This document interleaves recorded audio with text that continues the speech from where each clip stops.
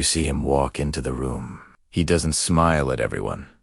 He doesn't try to please. His eyes carry something heavy, something dark. And without thinking, you feel it. A pull? A magnetic force you can't explain? Your mind says run, but your heart says stay. This is not love. Not yet. This is something older, something buried deep in the human soul. Jung said every person carries a shadow, and we spend our whole lives running from it. But here's the truth. What we run from, we secretly crave, and the man who walks with his shadow, who doesn't hide it, becomes impossible to ignore. They love them because danger feels real. In a world of fake smiles and empty words, the dangerous man speaks truth through his silence. He doesn't pretend. He doesn't perform. He simply exists, and that existence carries weight. Nietzsche understood this. He said, "You must have chaos within you to give birth to a dancing star." And instead of running, he learned to dance with it. That's why he moves differently, speaks differently, exists differently. He has met his demons and made peace with them. That peace creates power. But most men fear their shadow. They hide their anger. They bury their hunger. Be nice. Be safe. Be agreeable. But niceness without backbone becomes weakness. Safety without edge becomes boring, and agreeable men become invisible. Jung warned about this. He said when you deny your shadow, it grows stronger in the dark. It leaks out in small ways. Passive anger, hidden resentment, quiet bitterness. The dangerous man doesn't deny his shadow. He owns it. He knows he carries darkness. He knows he can hurt, because power without control is just chaos. But power with control becomes presence. Think about this. A lion doesn't roar all the time. It rests. It watches. It moves with calm, but everyone knows what it can do. That knowledge creates respect. The dangerous man lives the same way. He doesn't prove his strength. He just carries it. And people feel it before he speaks. Jordan Peterson talks about this when he discusses competence. He says a good man is not harmless. A good man is dangerous, but controlled. A man who could hurt but chooses kindness. But if you must choose to be feared with respect, not through cruelty, through strength that people recognize. The dangerous man walks this line perfectly. He's not cruel. He's just capable. And capability, mixed with restraint, creates mystery. Mystery feeds desire. When a man reveals everything too soon, talks too much, explains too much, the mystery dies. Jung said the psyche craves what it doesn't fully understand. The dangerous man understands this naturally. He doesn't share every thought. He doesn't react to every emotion. He holds space. He creates silence. And in that silence, curiosity grows. Women test this silence. They push. They probe. They want to see if he breaks, if he rushes to explain, if he begs for approval. The weak man fails this test every time he oversaris. He over-explains. He tries to prove his worth through words. But the dangerous man simply waits. His silence answers louder than any explanation. It says, I don't need to prove anything. I know who I am. Marcus Aurelius wrote in his Meditations about inner citadels, the fortress of the mind that no external force can shake. The dangerous man has built this fortress. When she tests him, he doesn't crumble. When she pulls away, he doesn't chase. When she creates drama, estas ist calm. It's the result of internal work. Schopenhauer said that all attraction is rooted in the will to life. The strength to stand firm when everything shakes. He's walked through his own fire and didn't burn. But when you need everyone to like you, you become shapeless. Jung said individuation, becoming your true self, requires separating from the collective. It requires standing alone sometimes. He's not trying to fit in. He's just being himself, and that authentic presence draws people in. Epictetus taught that we can't control external events, only our response to them. The dangerous man has mastered this. When life hits him, he doesn't break. He bends and returns stronger. Women see this resilience and respect is where attraction begins. The first 5 minutes of understanding this psychology reveals one core truth. Women are not drawn to danger itself. Robert Greene wrote in The Laws of Power that the best way to seduce is to make the other person come to you. Never chase. Never beg. Create a vacuum and let them fill it. The dangerous man lives this principle without even knowing Greene's work. He doesn't chase because he doesn't need to. His energy is focused inward on his mission, his growth, his purpose, and that focus becomes attractive because it's rare. But what becomes conscious gives us choice. The dangerous man has made his desires conscious. He knows what he wants. He knows what he feels, but he doesn't let those feelings control his actions. Nietzsche called this the will to power, not power over others. Power over yourself. Plato wrote about the charioteer and 2 horses. One horse represents noble desires. The other represents base instincts. The charioteer must control both to move forward. The dangerous man is that charioteer. He doesn't deny his base instincts, but he doesn't let them drive either. He holds the reins, and that control shows in everything he does. Watch how he walks. No hurry. No rush. Every step has weight. Watch how he speaks. No filler words. No nervous laughter. Every sentence lands with purpose. Watch how he listens. His eyes stay steady. He doesn't interrupt. He doesn't perform. He just absorbs. This behavior is not an act. It's the overflow of internal discipline. Hobbes said that in the state of nature, life is nasty, brutish, and short. Civilization requires us to restrain our nature, but the dangerous man doesn't see restraint as weakness. He sees it as strategy.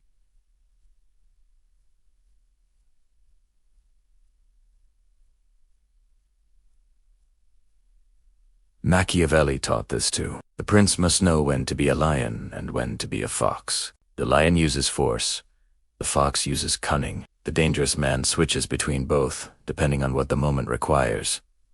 When she needs comfort, he softens. When she needs strength, he hardens. He reads the room. He reads her energy. And he adjusts without losing himself. This flexibility comes from confidence. A man who doesn't know who he is, couldn't adapt, because any change feels like losing himself. But the dangerous man knows his core, so he can bend without breaking.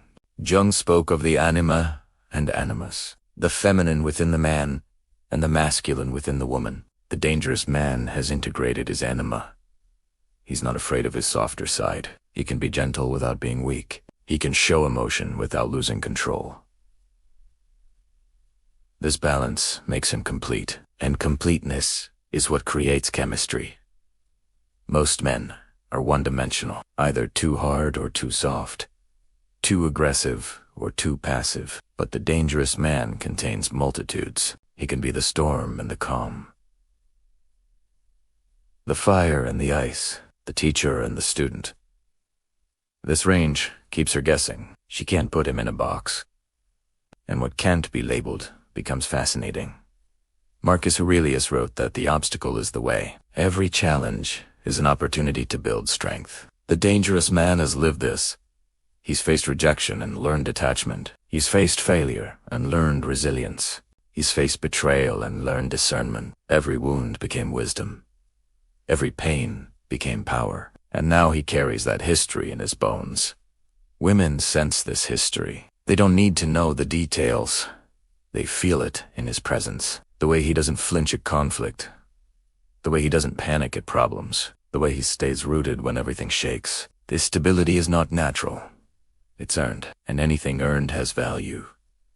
Schopenhauer believed that desire is suffering. We want what we don't have, and once we have it, we want something else. The dangerous man understands this cycle, so he doesn't chase endless desires.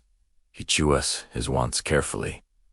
He commits to them fully, and this focus makes him unstoppable. When he wants something, he gets it. Not through force, through persistence and strategy. This is why he doesn't beg for her attention. He knows that begging lowers value. Robert Greene wrote that absence increases respect and honor. The dangerous man uses absence as a tool, not to manipulate, but to maintain mystery. He doesn't need to be available every moment. He has a life, a mission, a purpose beyond her, and that purpose makes him attractive because it means he's not desperate. Desperation kills desire faster than anything else. When a man needs a woman to complete him, he becomes a burden. But when a man is complete on his own, he becomes a gift. The dangerous man offers his presence as a gift, not a need. She can take it or leave it. And that freedom, that lack of pressure, creates space for real connection. Jung said that loneliness does not come from being alone. It comes from not being able to communicate what matters to you. The dangerous man has no problem being alone. He's comfortable in silence. He's comfortable with himself. This self-comfort radiates outward. People want to be near him because he's at peace, and peace is contagious. Peterson talks about sorting yourself out before criticizing the world. The dangerous man has done this work. He's cleaned his room literally and mentally. He's faced his demons. He's organized his chaos. And now he stands on solid ground. When life throws problems at him, he doesn't collapse. Isolbest him, one by one, calmly, methodically. This problem-solving ability is deeply attractive. Women don't just want a partner. They want a teammate. Someone who can handle pressure. Someone who can make decisions. Someone who can lead when needed. The dangerous man can do all this because he's led himself first. Epictetus taught that we suffer not from events but from our judgment of events. The dangerous man has mastered his judgments. When she cancels plans, he doesn't spiral into insecurity. He uses the time for himself. When she tests him with silence, he doesn't panic. He matches her energy. When she throws drama, he doesn't fight it. He observes Italiano. This emotional mastery creates respect, and respect is the foundation of desire. You can't want someone you don't respect. The dangerous man earns respect through consistency. He says what he means. He means what he says. There's no gap between his words and actions. This integrity builds trust, and trust mixed with mystery creates obsession. The second 5 minutes reveal another truth. The dangerous man's power comes from restraint, from the ability to feel everything but express selectively, from knowing when to speak and when silence speaks louder. This dance between power and control, between presence and absence, creates the magnetic pull that she can't resist. Not because he tricks her, but because he's mastered himself. And mastery is always magnetic. Jung discovered something that changed psychology forever. He found that what we reject in ourselves, we project onto others. The parts we deny become the parts we obsess over. When a woman meets a dangerous man, she's not just meeting him. She's meeting the parts of herself she's buried. The wildness she tamed. The rebellion she killed. The freedom she sacrificed. He becomes a mirror, showing her what she lost. This is the real secret behind the attraction. It's not about him at all. It's about her meeting her own shadow through his. Jung called this projection. We see in others what we can't see in ourselves. The dangerous man triggers something deep, something forbidden. Something she's been told is wrong, and that forbidden quality makes the attraction stronger. Nietzsche wrote that morality is the herd instinct in the individual. Society teaches women to be nice, agreeable, safe, to smile, even when angry, to say yes when they mean no, to shrink themselves to make others comfortable. This conditioning buries their power, their rage, their hunger. But these forces don't die. They wait. And when she sees a man who hasn't buried his power, something inside her wakes up. The dangerous man gives her permission to access her own darkness, not through words, through example. He shows her that you can be powerful without being punished, that you can stand alone without being abandoned, that you can speak truth without apologizing. This permission is intoxicating because she's never given it to herself. Robert Greene wrote about the art of seduction. He said, the greatest seducers make people seduce themselves. They create a space where the other person's fantasies can grow. The dangerous man does this naturally. He doesn't tell her who to be. He doesn't demand change. He simply exists as himself, and in his presence, She starts to remember who she was before the world told her who to be. This remembering is painful and beautiful at the same time. Painful because it shows what she's lost. Beautiful because it shows what she can reclaim. The dangerous man becomes the catalyst for her transformation. Not because he saves her, but because he doesn't. He lets her save herself, and watching her own power return makes her associate that power with him. Schopenhauer believed that love is nature's trick to continue the species. That all attraction is biological programming, but even he admitted that some attractions go deeper. Some connections touch the soul. The dangerous man creates this deeper connection because he's not playing surface games. He's not trying to impress with money or status. He's offering something rarer. Authenticity. Authenticity is dangerous in a world of masks. Most people hide behind personas. The successful businessman. The caring friend. The good girl, but these are roles, not reality. The dangerous man has dropped his mask. He shows his scars. He admits his flaws. He owns his darkness. This vulnerability, wrapped in strength, creates a paradox that the mind can't solve. And what the mind can't solve, it obsesses over. Machiavelli taught that it's better to be feared than loved if you cannot be both. But the dangerous man achieves both. He's feared because of his capability, his strength, his willingness to walk away. But he's loved because beneath that strength lives warmth. Beneath that, power lives care.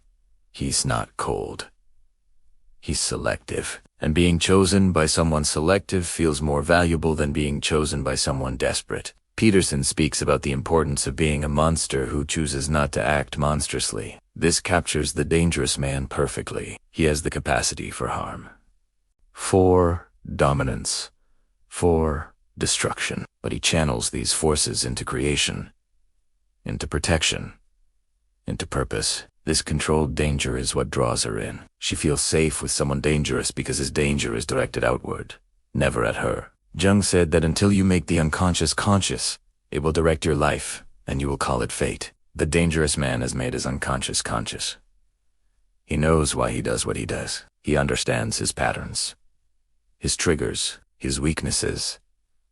This self-knowledge makes him unpredictable to others, but predictable to himself. And that internal predictability creates external calm. When she throws chaos at him, he doesn't match it. When she tests with emotion, he responds with reason. When she pushes, he doesn't pull.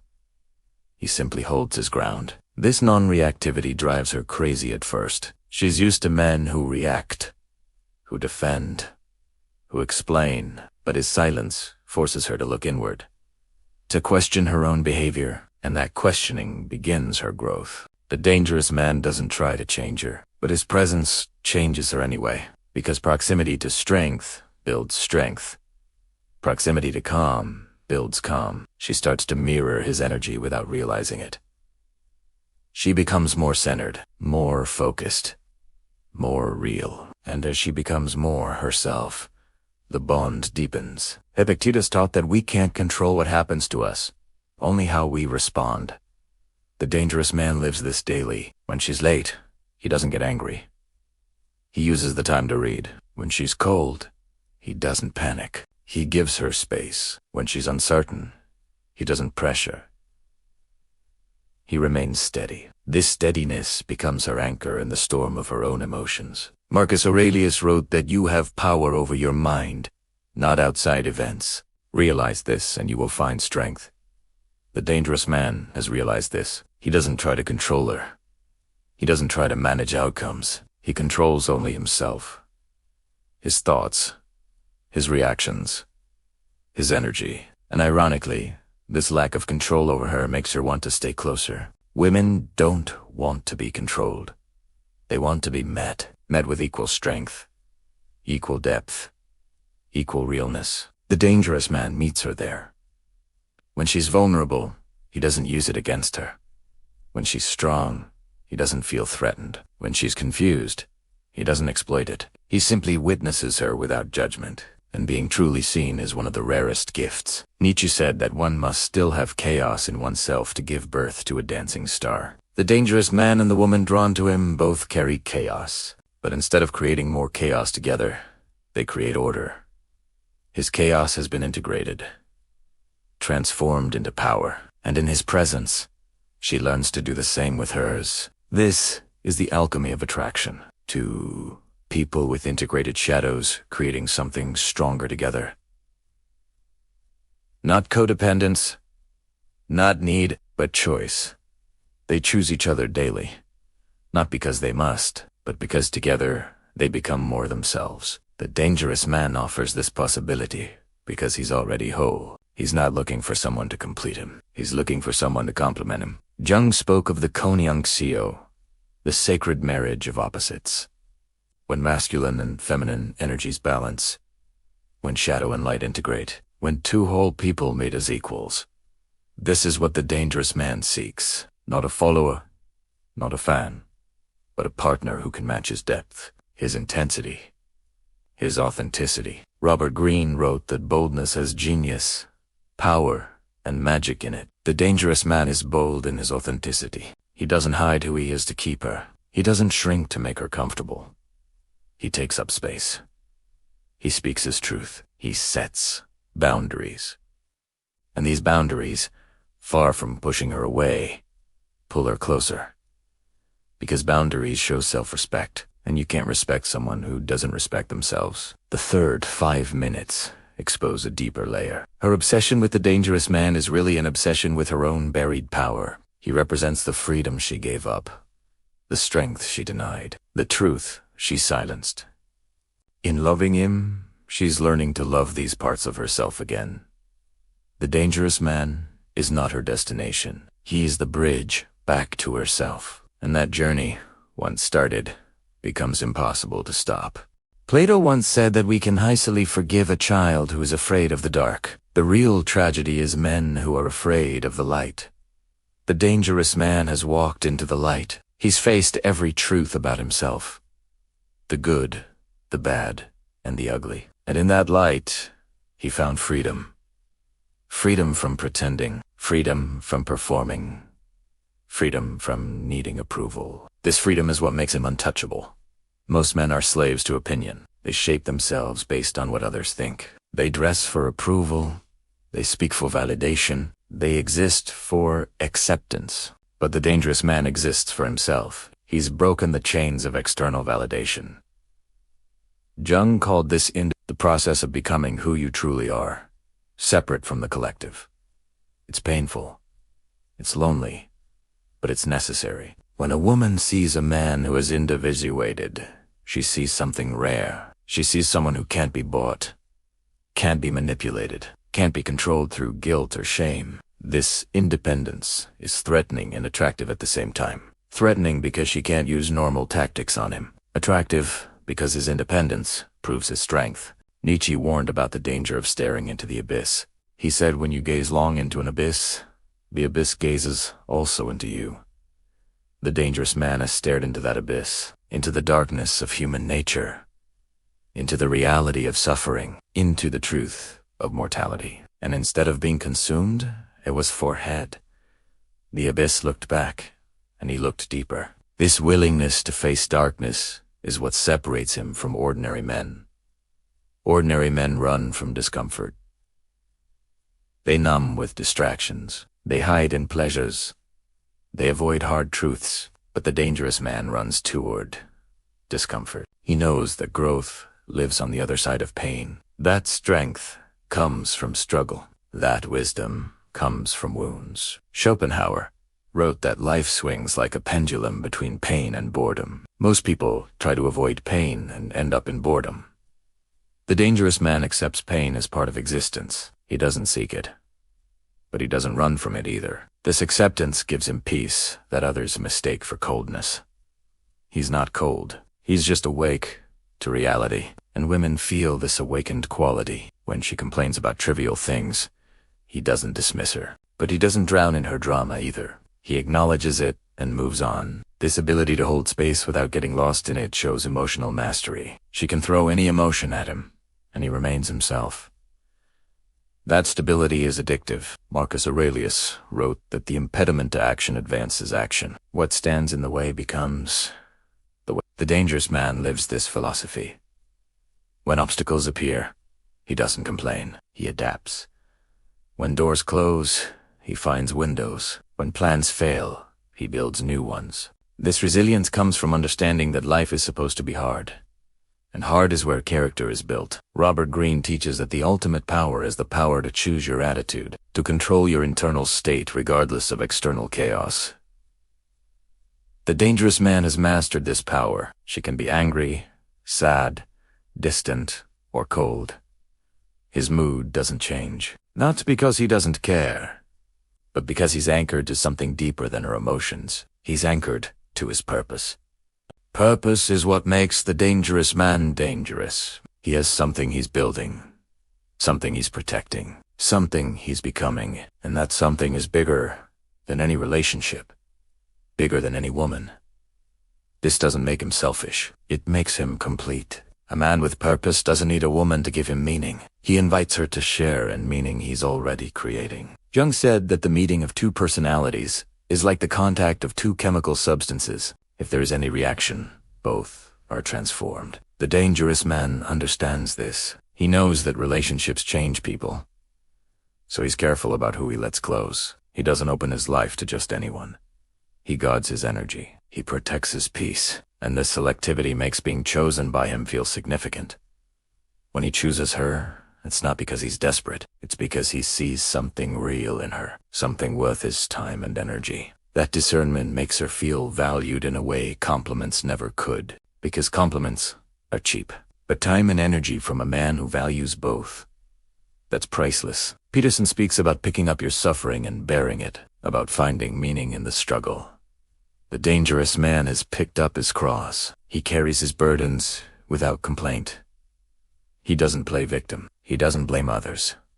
He takes full responsibility for his life. And this radical responsibility is magnetic, because most people are still blaming their parents, their exes, their circumstances. Epictetus taught that it's not what happens to you, but how you react to it that matters. The dangerous man has internalized this teaching. When life hits him hard, he doesn't break. He bends, learns, and comes back stronger.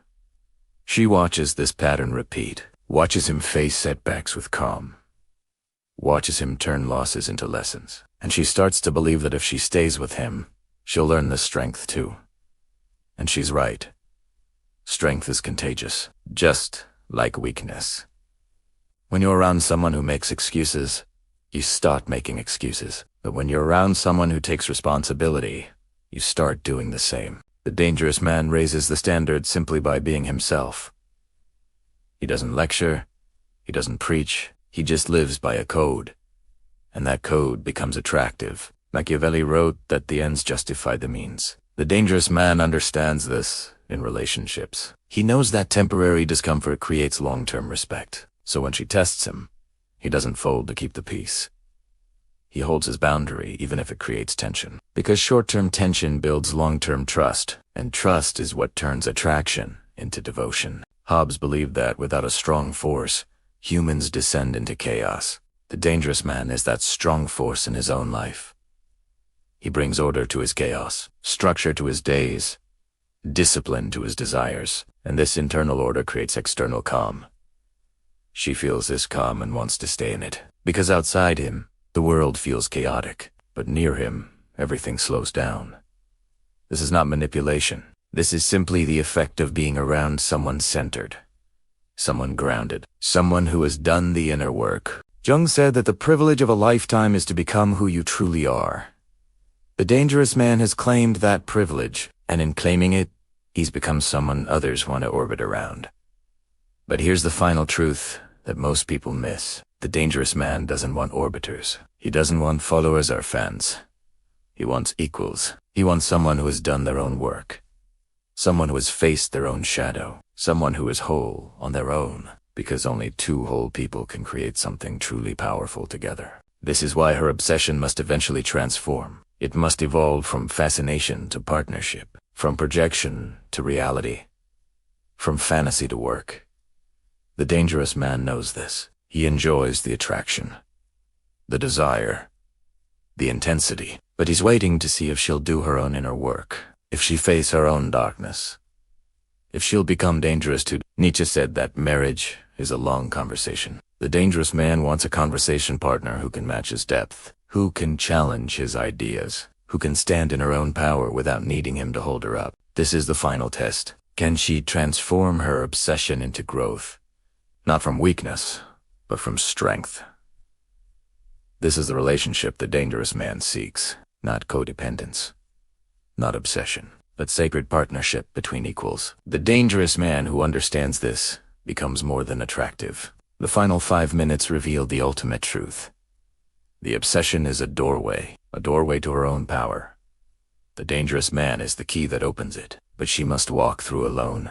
And if she does, if she faces her own abyss and returns stronger, then they meet again. If this journey into dark psychology opened your eyes, if you felt the pull of these truths, then share this with someone who needs to hear it. Subscribe to Obscura Psyche for more explorations into the hidden forces that shape human desire. And remember, the most dangerous thing you can do is become fully yourself. The world fears that. But the right people, they'll be magnetically drawn to it.